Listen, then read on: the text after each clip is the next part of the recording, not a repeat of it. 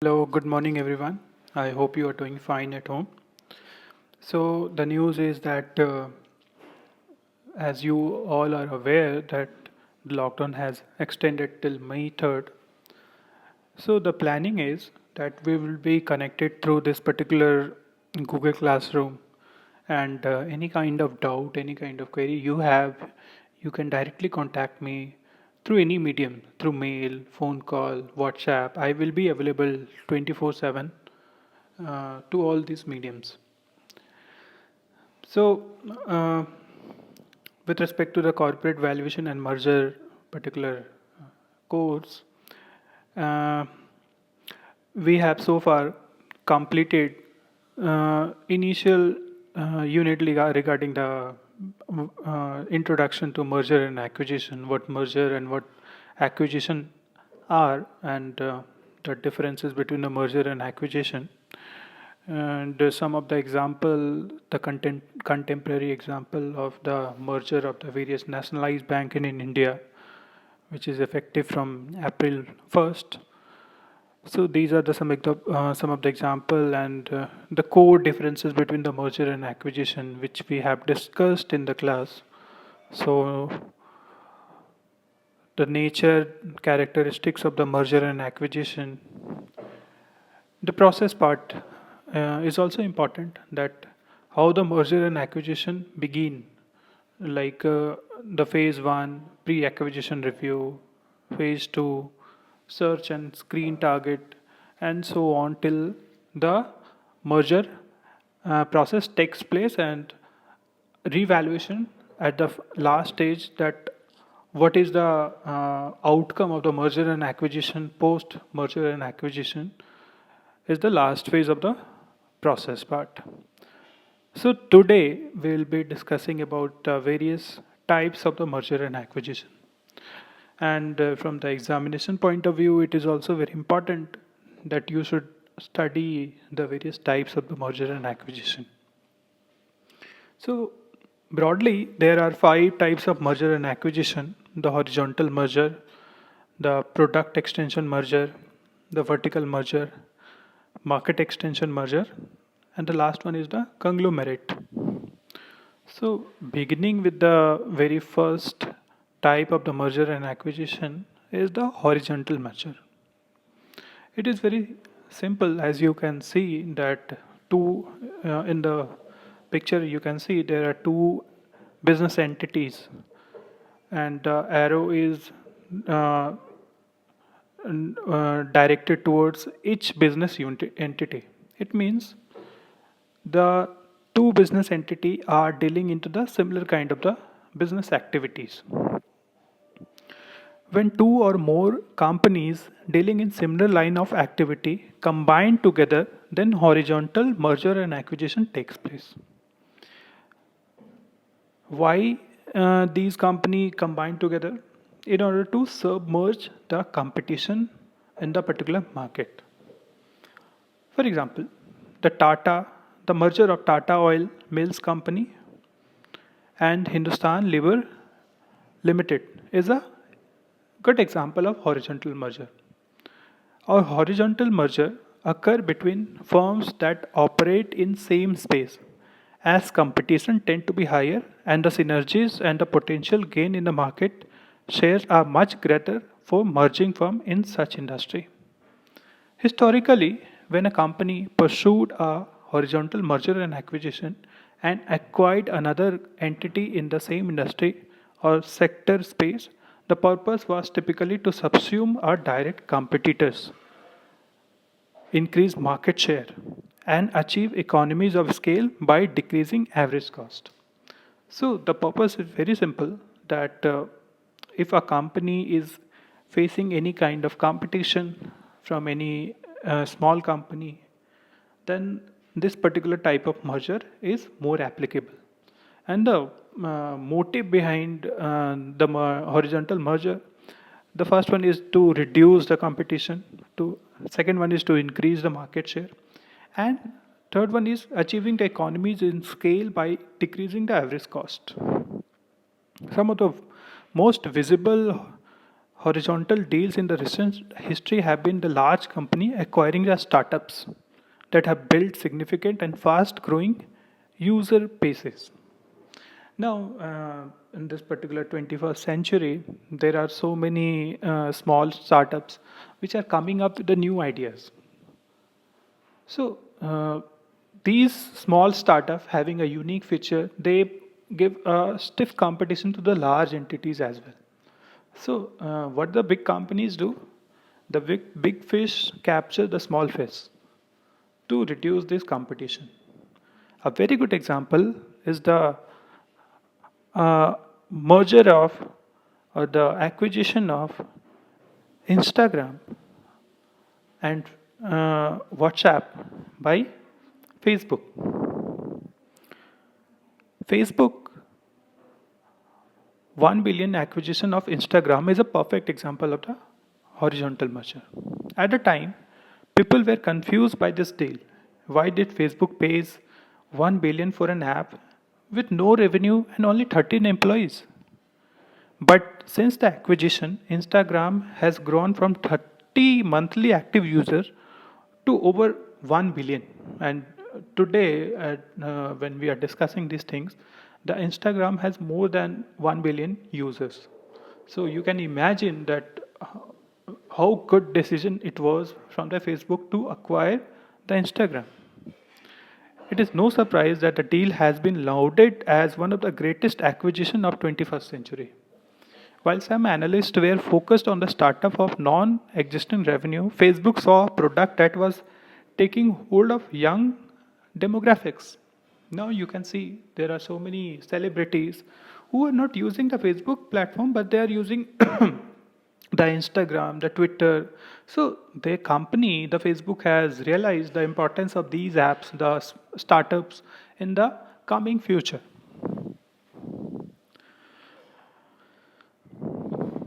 It was built for mobile phone, which were experiencing a rapid technological advancement at the time.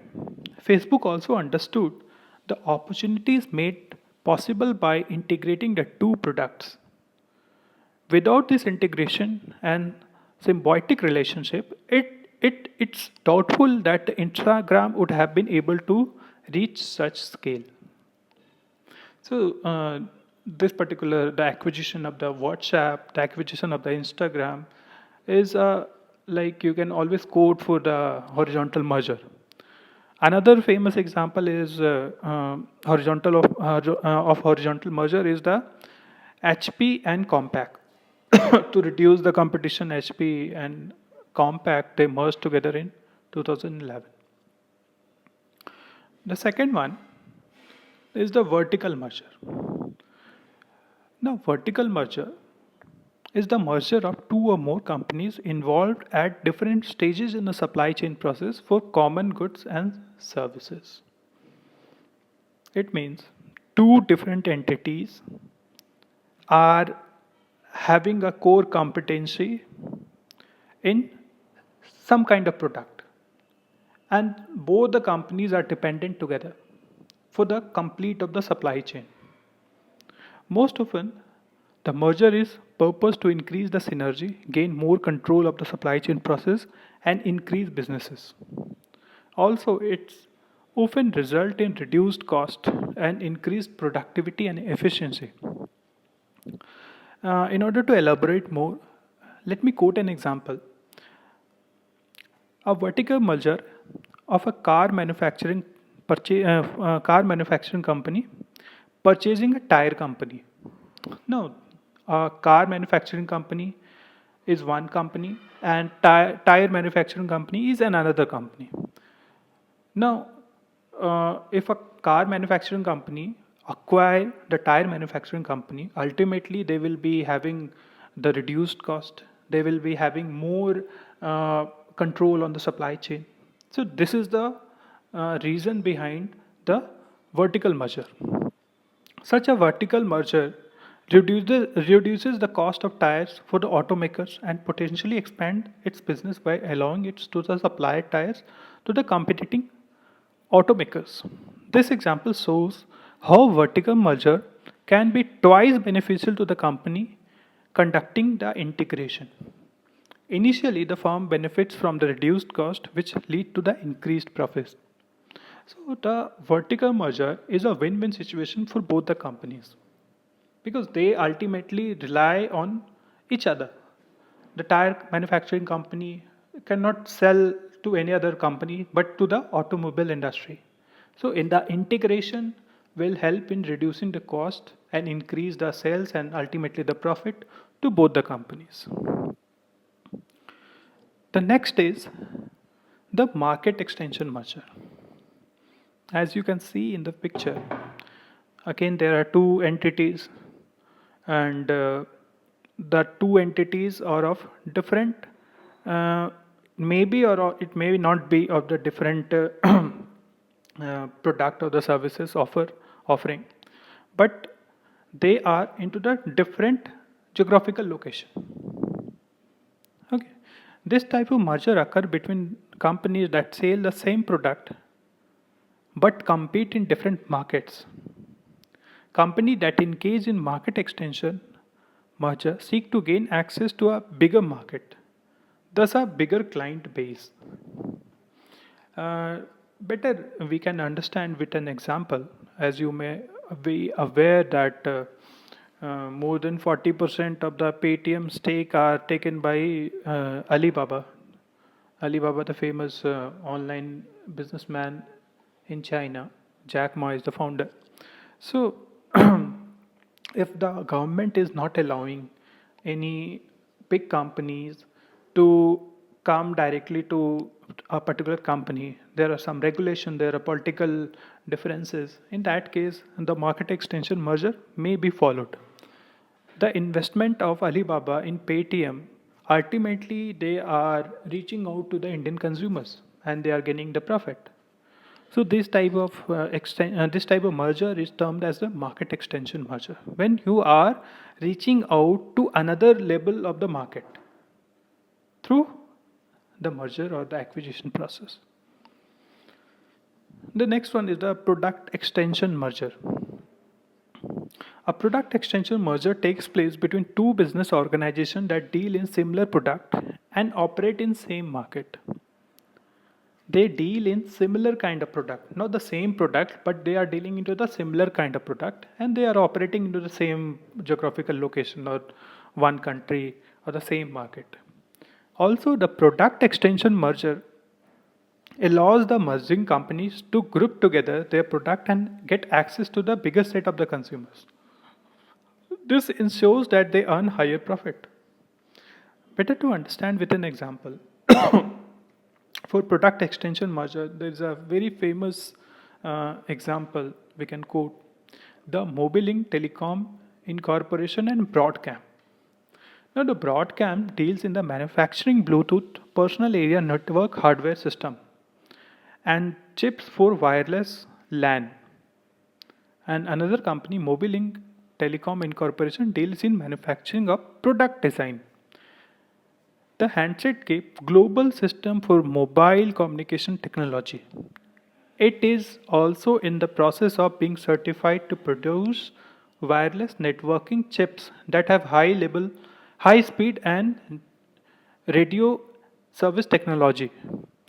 The merger will be complement the wireless product of Broadcom. So how the product of one company is supporting the product of another company in the same geographical location or the same market, and both the product of both the companies are assisting, are similar, that become a product extension merger. And the last one is the conglomerate. Now, conglomerate is a totally different concept. A conglomerate is a corporation made up of number of different, seemingly unrelated business. In a conglomerate, one companies own a controlling stake in number of smaller companies, which conduct business separately. It is a newer concept. The first conglomerate boom occurred in 1960s, and the thing escalated from there. Taking part in many different businesses help a conglomerate parent company to cut back its risk from being a single market. Doing so also helps the parent lower cost and use fewer resources. But there are some times when a company grows too big to lose its efficiency. In order to deal with this, the conglomerate may divest. Divest means they may sell out their small businesses or their stake. There are many different type of conglomerates in the world today, from manufacturing to media to food and so many other areas as well. Taking an example of the manufacturing, a manufacturer may begin by making and selling its own product. It may decide to expand into the electronic market, then moving to the another industry like financial services. A media conglomerate may start out owning several newspapers, then purchase a television and radio station and book publishing company. So you can see there are the conglomerate who get into the business activity of unrelated business uh, ideas. The food conglomerate may start by selling potato chips. A company may decide to diversify, buying a uh, soda pop company, then expand even more by purchasing other companies that make different food products. So the conglomerates is into the business where they are making affiliation with the smaller business unit, maybe related or maybe unrelated. Uh, Warren Buffett's Berkshire Hathaway, a conglomerate that has successfully managed companies involved in different involved in everything from plain manufacturing to real estate, is widely respected as one of the most known companies in the world. Berkshire Hathaway has majority stake in over 50 companies and minority holding in the companies ranging from Walmart to car manufacturers. So they have an association, affiliation with the big companies to the small companies. So this is the benefit of conglomerate. You make affiliation with the small companies, with the big companies, in order to reduce the risk of getting a single biggest company in the market. The more and more you become bigger, the more and more you come with the risk, the cost. So this is the objective of conglomerate, that you make affiliation with the smaller companies, the bigger companies, related company, unrelated companies, and the time when you become a big, you diversify your own stake. So there are so many examples in India as well of conglomerate, like the Reliance company, like the